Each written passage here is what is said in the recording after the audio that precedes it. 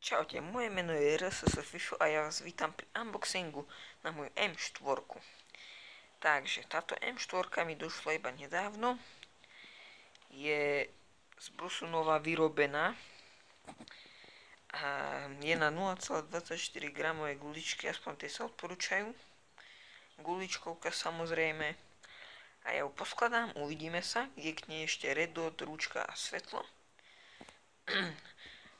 Uvidíme sa potom, keď ju postavám a prejdeme ešte potom na jednu špecialitku, ktorá je že naozaj špeciálna, ale to uvidíte až neskôr, takže čaute.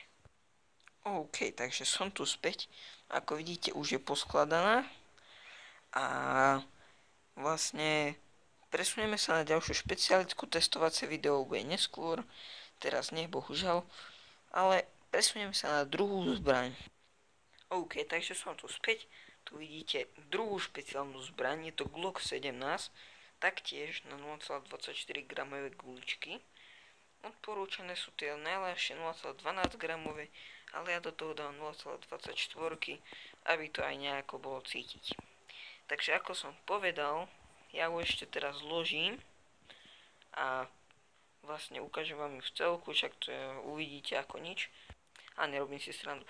Urobím potom taký nadhľad, aby ste vlastne videli, ako vyzerá zblízka. Takže, OK, takže som tu.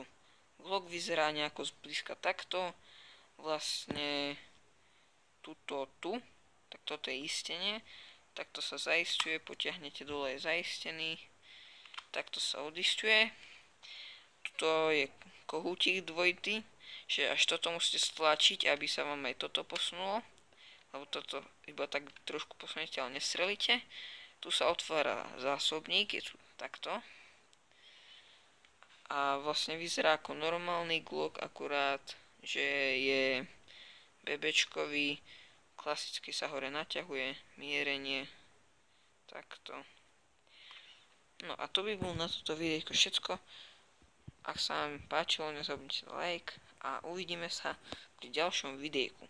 Možno už aj s Dávidom. Takže OK, ja vás zdravím.